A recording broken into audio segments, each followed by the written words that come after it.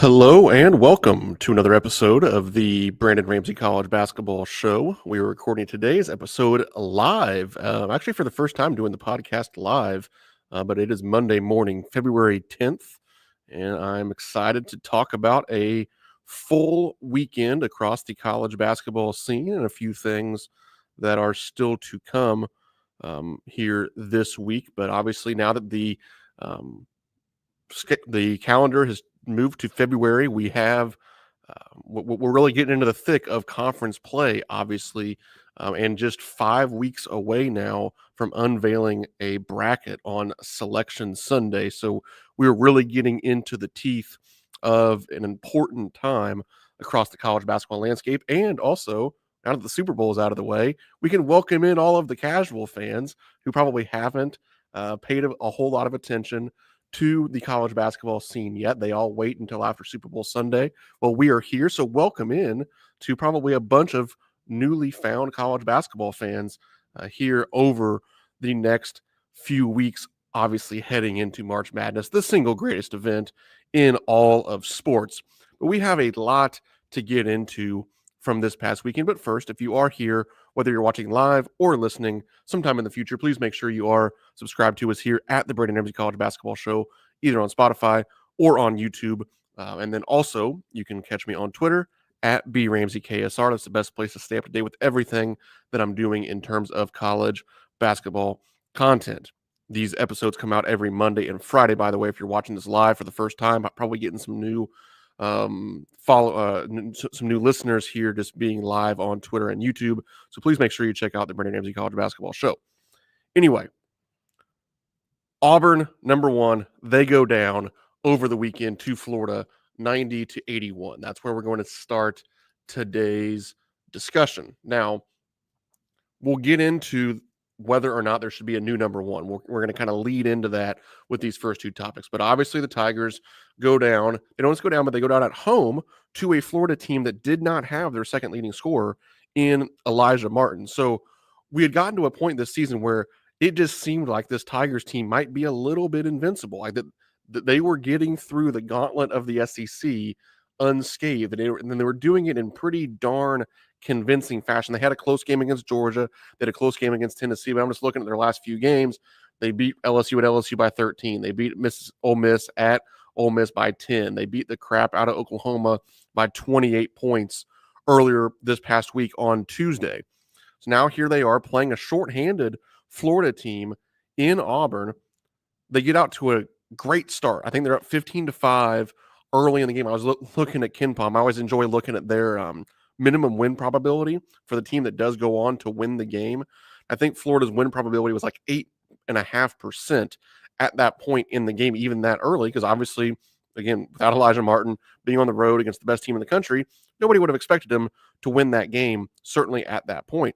But then here come the Gators, and they are just coming at you in waves, especially led by Alex Condon, and then Thomas Houck off the bench. Those two front court guys, Condon had 17 points, Houck had 16 points. Just an excellent performance for the Gators. And then you have Walter Clayton Jr., who I've been beating this drum for 2 years now. I think he's one of the best guards in the Southeastern Conference and therefore one of the best guards in all of college basketball. It's why I was in Lexington at Rupp Arena when Kentucky beat Florida to begin SEC play 106-100. As I was walking out of Rupp Arena that day, one of the first things I tweeted, along with obviously, I'm a Kentucky fan, so along with being ecstatic that Kentucky won the game, I tweeted, the Florida Gators are a national championship contender. I said that while watching them lose to the team that I cheer for. And I wouldn't have necessarily said that about Kentucky, still wouldn't. But I still believe that and believed it at the time, way back in early January, about the Florida Gators. That's how good this team is. And I think you start to get vindicated in that thought when you see what they did on Saturday. But Walter Clayton Jr., 19 points, 6 rebounds, 9 assists. I believe he only took 11 shots in this game. So obviously incredibly efficient in what he can do as a playmaker. And then especially when you get Elijah Martin, you have the veteran presence of Will Richard. And then what you're getting now with Condon and Houck and those guys, I think this Florida team has all the pieces to make a big-time run in March Madness. And whether they can end up knocking on the door to compete for an SEC championship this year, I think that obviously remains to be seen. They're still 2 games back of Alabama and Auburn, but they still they have a game at Alabama still to come, and obviously have beaten Auburn now at this point. So there's a chance that they could get up there and knock on the door. I don't really see that happening, but I don't really think that hardly even matters for this Gators team. They now have a path probably to control their own destiny pretty much towards a number 1 seed. I think that if they, this is a lot to ask in the Southeastern Conference, but we're talking about a team that has won at Auburn. I think it's fair to kind of let the snowball roll a little bit here mentally. And I think that if they can win their games other than that game at Auburn, which is on, or at Alabama, excuse me, which is on March 5th, then you're certainly looking at a number 1 seed for the Gators come Selection Sunday. But those are, big picture topics that we're still too far removed to really get into the nitty gritty of that. When you're looking at what happened for Auburn in this game, I honestly think it's pretty simple. They couldn't make threes and they couldn't make free throws. It's going to be really hard to overcome those 2 areas, especially against a team that has some real explosiveness in Florida. Florida made 13 threes in this one. Auburn only made 7. That's 18 points in terms of differential from beyond the arc. That's really, really difficult to overcome. And then Florida only made 1 more free throw. Obviously, every point counts in a game like this, but it was 83.3% for the Gators as opposed to 60.9% for Auburn. And probably the reason that there certainly shouldn't be any alarm bells going off if you're Coach Bruce Pearl or the Tigers is that still they shoot 37.1% from 3-point range. That's one of the 40 or 50 best numbers in all of college basketball. They shoot a little bit over 74%. They were closer to 75 going into last game from the free throw line. So this certainly isn't a bad shooting team. They don't have issues from 3-point range. They have guys that can really. Chad Baker-Mazara has been excellent for the most part of late. Miles Kelly, we know, can fill it up from beyond the arc as well. It just wasn't their night against Florida. And then from the free throw line, that's an uncharacteristic game from Coach Bruce Pearl's squad. And you got one of the better offensive performances, certainly considering the circumstances, again, without Martin going against one of the best defensive teams in the country on the road, one of the best offensive performances of Florida this season. So it was a really good team beating another really good team. But admittedly, I don't think a lot of us saw it coming when this one started on Saturday. And we didn't even see it coming, certainly through those first 5 or 6 minutes of the game. Now, transitioning to the other surprising result of Saturday evening was number 2 Duke going down. There was a lot of thought of, is this team capable or are they going to run the table in the ACC? And we obviously got our answer to that, and the truth is no, they are not going to run the table because they lost to Clemson on Saturday, 77-71. This is another game where it started to feel like Duke had control at different times of the game. I think they led by maybe 9 points in the first half at one point. I know they led by 8 points very early, or 7 points very early in the in the second half. And then Clemson rattled off from about 19 minutes to 9 minutes. Clemson went on a 21-6 run. Holding the Blue Devils to 6 points over the course of 10 minutes is incredibly impressive. But again, as a Kentucky fan that's played both of these teams this season, played at Clemson, and that was the first loss of the season for the Cats. This was a Clemson basketball game. They were able to establish their style of play and kind of play the game that they wanted to play against one of the best teams in the country in Duke. It's a physical style. They're going to offensive rebound. They're going to put their hands on you a little bit and try to make it physical. They essentially punt on 3-point shooting. They were 4 of 10. They won a game against one of the best teams in the country in 2025, shooting 4 of 10 from 3-point range. You don't see that happen very often these days, especially when you consider, we just talked about one of the reasons that Florida was able to beat Alabama was because they were plus 18 points from beyond the arc. Check this out. Duke was plus, let me do some quick math here. They were plus 24. They made 12 threes to Clemson's 4. They made more threes than Clemson attempted. Again, they were plus 24 points from beyond the arc and lost by 6. That's just the way that Clemson wants to play these games. They get 22 points from Victor Locken. They get 18 points from Ian Shefflin. And then they just have these bigger guards. I mean, Jaden Zachary, he's listed at 220 pounds. You got Chase Hunter, who's over 200 pounds. These guys are physical. And they get to the basket. And what I was really, really impressed with, again, as a Kentucky fan that watched them go into Clemson and lose in a game that was kind of similar to this, just in terms of the physicality and the way that it played out, those guards and their ability to get to the basket and finish against a Duke team that's one of the best rim protecting teams in all of college basketball. I can just look at it here. Per KenPom, opponents shoot 42.8% from 2-point range against Duke. That is third best in the country from a defensive perspective. And Clemson shot 26 of 41, which is 63.4% from 2-point range. Obviously, that's a credit to, again, the guys that we mentioned. Obviously, Shefflin and Locken and what they were able to do kind of on the interior as post players. But then the guards, too. Jaden Zachary, 4 of 8 from 2. Chase Hunter, 5 of 7 from 2. Dylan Hunter, 2 of 2 from 2. Those guys were able to get to the basket and finish against some of the most athletic, some of the best rim protecting big men in college basketball. So really, really impressive win for Clemson that continues to show that they are probably the de facto second best team in the ACC at this point. I know Louisville would have something to say for that, and rightfully so. I mean, we can't get too ahead of ourselves. This is a Clemson team that just on Tuesday night lost in triple overtime at home to a Georgia Tech team that certainly isn't very good. But we will get an opportunity to kind of have a prove it sort of game this evening on Monday night as the Tigers host North Carolina. They're going back-to-back Duke and North Carolina on Saturday to Monday. So they're going to have to turn right around and bring a similar energy against another quality opponent. Now, we know North Carolina is having plenty of their own struggles this season, but still a quality opponent that Clemson's going to have to bring it, that you can't have this emotional roller coaster letdown after beating Duke on Saturday and think you have it all figured out. You're going to have to come to play in a similar way to beat North Carolina tonight. From a Duke standpoint, Cooper Flagg did not certainly have his best game as a Blue Devil, but he turned it on late. He hit 2 of what could have been the biggest shots in the game, 2 threes that were really tough late. Tyrese Proctor was kind of flame-throwing through most of this game. He finished with 23 points, 4 of 8 shooting from 3. One of the threes he hit late to give Duke a real shot was incredibly impressive, but obviously just not enough at the end of the day. So we've talked about number 1 Auburn losing at home 90-81 to Florida.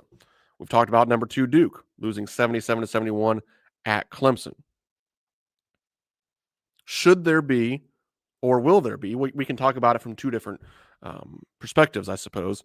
Should there / will there be a new number 1 when the AP poll comes out today at approximately 1 p.m. Eastern time? I'll answer the will there be first. Probably so, just because that's the way that rankings seem to work. With Alabama taking care of business and winning at Arkansas. Now, that wasn't the smoothest win of all time. They were in control most of the game, but then it got pretty darn tight down the stretch. I think if they could have added some more style points, if they would have won by double figures kind of going away, then I think this would have been Alabama's week to be number 1. Again, I agree with you. We have questioned everything here in the YouTube comments. I do kind of think they're going to be number 1 this week, but I will stop short of saying they should be. I think that Auburn still should be the number 1 team in college basketball, and here is why. Their resume, it's not even close. Like, obviously we can sit here and argue, and that's a completely different argument, I think, but we can sit here and talk about I think Alabama's every bit as good as Auburn. I have no issue with that. I mean, Auburn also lost to Duke. So, if Duke would have won, they would have certainly deserved to be number 1 this week. My thing with Auburn is that I think that we should mentally have built up them as so separated as number 1, maybe not from Duke again, but Duke lost to a lesser team. I mean, this is an Auburn team that lost to Florida. Now, it was at home. That makes up for a little bit of the gap, but Florida's better than Clemson, let's be real. To me, the gap in our minds, or, even on paper, should have been so great. Let's look even at Alabama. Alabama has 7 quad 1 wins. That's great. They're 7-3 in quad 1. They're having a fantastic season. Auburn has 12. It's not close. Even like look at the Dukies. Again, they lost, so they kind of, they punted on their ability to be number 1. And like I said, because they beat Auburn, they would have deserved it 100%. Again, Auburn has 12 quad 1 wins. Duke has 5. So my point is that I get it. We like to shuffle these teams around, but these last several weeks where it's been Auburn number 1, Auburn number 1, Auburn number 1, probably every single week, that gap, again, whether it's on paper or mentally, it just should have been growing to some extent exponentially, where they're playing in the Southeastern Conference. I mean, I don't think any of us really thought that Auburn was going to run the table in SEC play, so we should have been prepared for a loss or two to come. And I just don't think that this is the time that you move them off the number 1 line, because I just see it as the gap was absolutely massive. And to me, when you start to point it out, I mean, Auburn has such a better resume than everybody else in college basketball that I'm not going to be a prisoner of the moment, watch them lose to a really good team by 9 points and decide that they're not the best team in the country anymore. Now, I will say this. We're going to get a chance to probably put this to the test on Saturday night. Auburn goes to Alabama on Saturday. Now, I know that's at Alabama. This is probably a little bit unfair. I think if Alabama wins that game and everything else this week takes care of business, I'll see quickly who Alabama plays. Alabama's at Texas on Tuesday. I'll say this. I reserve the right to change my mind. But I'll say this. I think that if Alabama wins at Texas on Tuesday and then beats Auburn on Saturday, then let's talk about putting the Crimson Tide number 1. I think that right now it's a little silly to take Auburn off of that 1 line for now. But like I said, we're going to get a chance to really prove that on the court on Saturday. I'll be at that Kentucky-Auburn game on March 1st as well, so I'd love to see you there. But to me, that's where I stand with looking at Auburn's resume. I just think it's head and shoulders better than everybody else's, and I think that you should sort of reward them for that. I think I turned in I'm a voter for the Everything College Basketball Podcast Top 25, and I'll just read off. I have Auburn number 1, Alabama number 2, Duke number 3, Florida number 4, and then Tennessee number 5. I thought that Florida deserved to jump, even though Tennessee won their games this week, Houston won their games this week. Those were teams that last week I had ahead of Florida, but I thought that Florida beating Auburn made them deserve to jump some people. So that's why I moved. Again, I had Auburn, Alabama, Duke, Florida, and then Tennessee in the poll that I turned in this week for the Everything College Basketball Podcast. Moving on from the number 1 talk, the poll talk, again, I mean, ultimately these things don't really matter, but I would say that they're really fun to talk about, and they do matter kind of, I think, in terms of just the college basketball landscape. These things are important to people. Travis says, sounds like a Big Ten in football with 4 of the 5 teams in the top 5. I mean, the SEC really is crazy this season. Now let's kind of whip around some of the other leagues. Obviously, we've already talked about the SEC quite a bit here, but let's take a look at the Big 12 and what's happening with Arizona. Arizona has now won 6 straight games. This is a team that was 4-5 at one point in the non-conference after a loss to UCLA. Since that time, they have won 13 of their last 14 games, like I said, including 6 in a row, and that was capped off with a win against Texas Tech on Saturday, 82-73. I have Arizona in the top 10 this week. I think that they're playing as good as anybody really in the country right now. They got 5 guys in double figures on Saturday night. Caleb Love and Jaden Bradley with 16 points apiece. That guard play is going to be what carries them, I think, into March. But just continue to be really impressed with the way they've turned things around. Coach Tommy Lloyd doing a really good job now down the stretch with this Arizona team. But again, we talked about it with Clemson, who's going to turn around tonight and play going to play North Carolina. We talked about Alabama, or Auburn, they're going to turn around and go to Alabama on Saturday. You're going to have a real prove-it week for Arizona.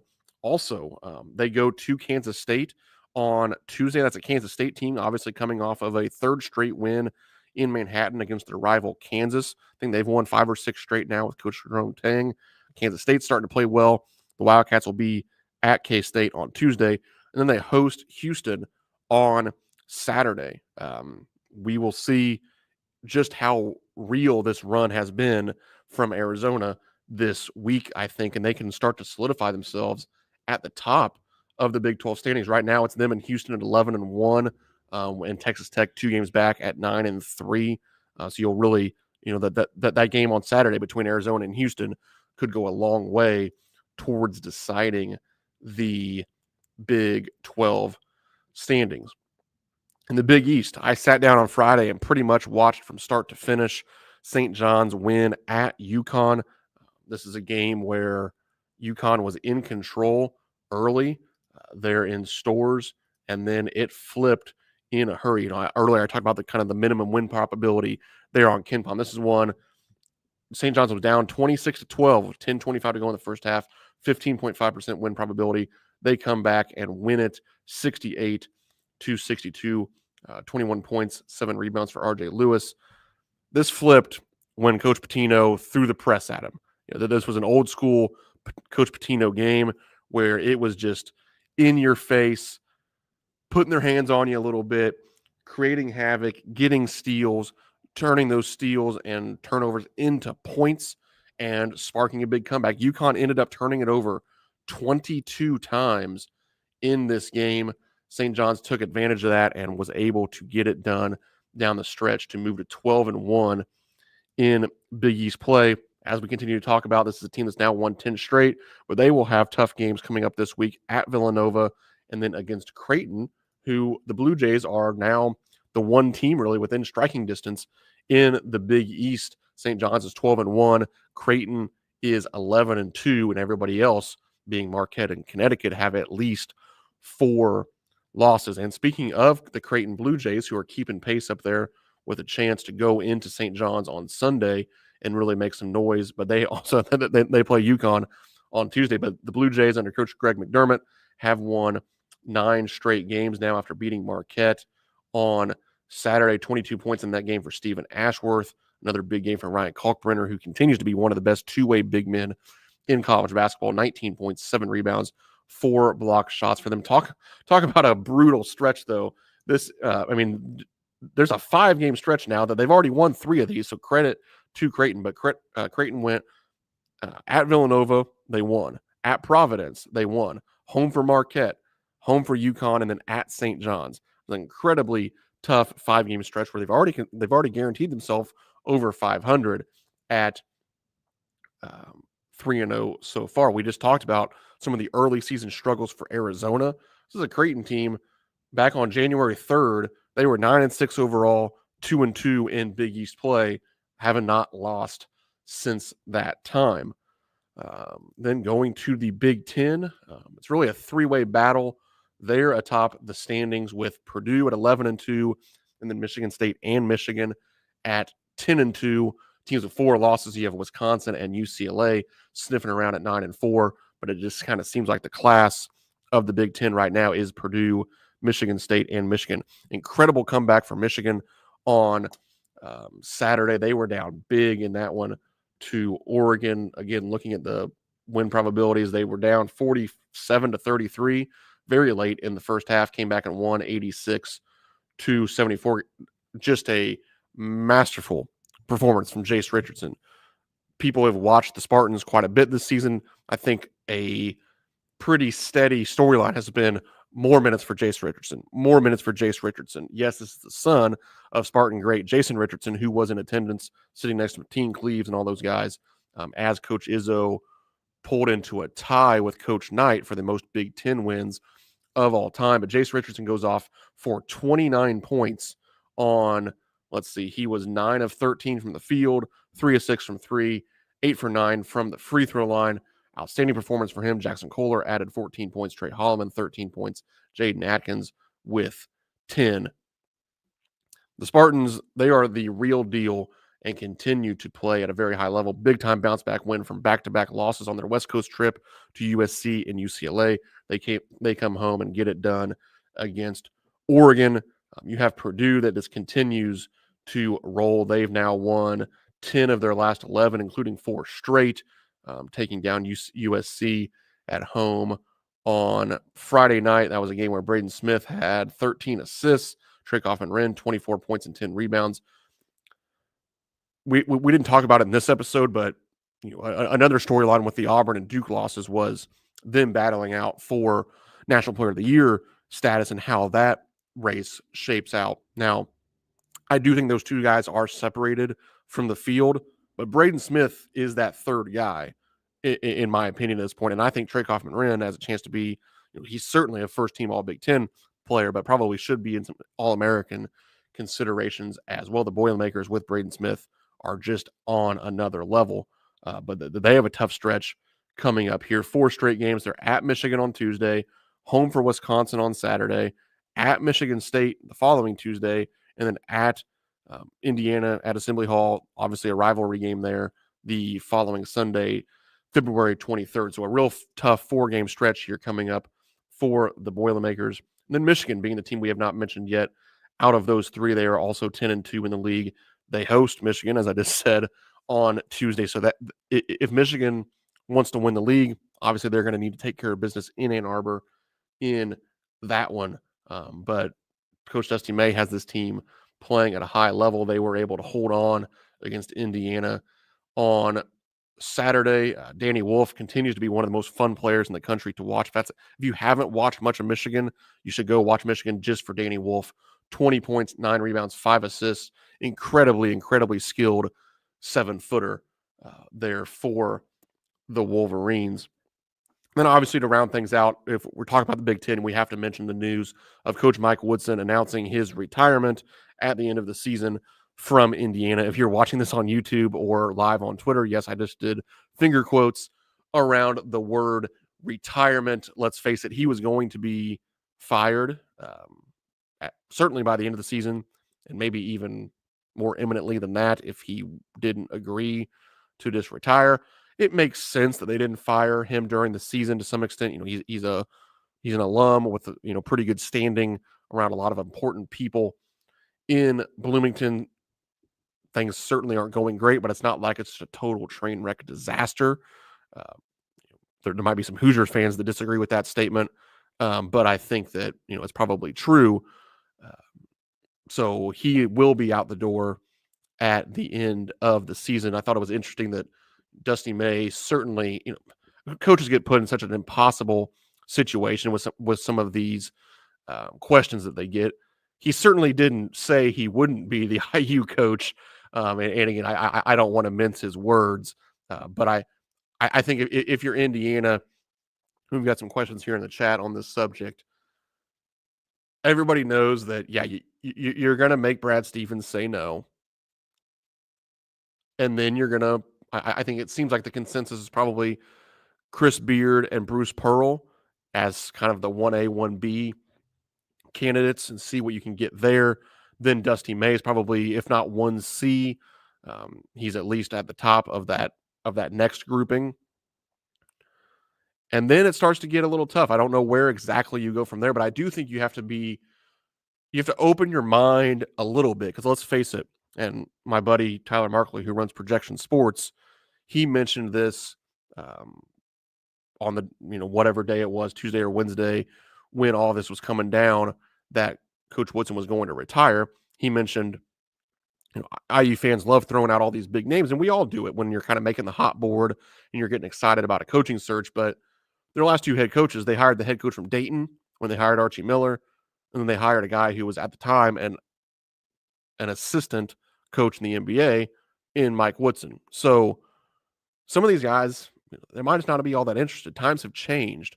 It's not the way it was 20 years ago where there was 8 to 12 jobs or whatever, where, pretty much you spent your whole life trying to get to, because ultimately those were the places that had the resources and the name recognition for you to win national championships. Well, now a lot of athletic departments can pay on the level that an IU can pay. A lot of athletic departments can fund NIL to a similar point that they can. And it's been 20 plus years since it's really been any success. So if you're Chris Beard, who's spent essentially his entire life coaching between the state of Texas and Mississippi, maybe he doesn't want to move to Bloomington, Indiana. Maybe he feels like, well, hey, I've got a better team than Indiana. I've got some resources here at Ole Miss with significantly lower expectations. Why am I going to go run after that job? And then also you look at two of the biggest job openings from the past cycle, obviously being Kentucky and Louisville. And what did they get after admittedly kind of striking out on a couple of the bigger names? They hired coaches from BYU and Charleston.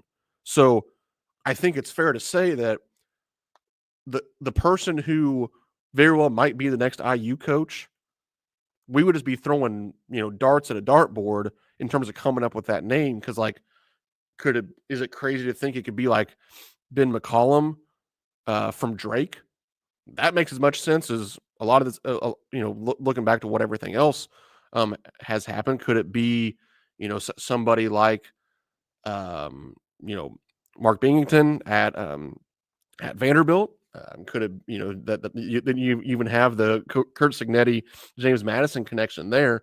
There's a few different ways that you could go at that point if you have to start pulling from sort of the hot mid-major names. And, with Dusty May, you might be a year late because obviously he just got to Michigan, but he is the type of person where like the Indiana job still means something to Dusty May. I'm sure that he grew up the minute that he decided he wanted to be a basketball coach. I'm sure every dream involved him being the basketball coach at Indiana. I mean, I'll admit it, and if you're a Kentucky fan that's listening to this, please, I appreciate the views, but just turn it off. We have a secret time here for a second. I'm a diehard Kentucky basketball fan. Kentucky basketball is probably a oddly large percentage of my life. If I was offered the Indiana job or the Kentucky job tomorrow, I would take the Indiana job. That's how, because I'm from Indiana. Like that job means something to me. The idea of walking out of the tunnel as the head coach at Assembly Hall, like even just thinking about it almost makes me cry. So I think that Dusty May probably feels like that. Now, yes, he has a great situation. Would he maybe just decide like, dang, the timing isn't right? Yes, maybe so.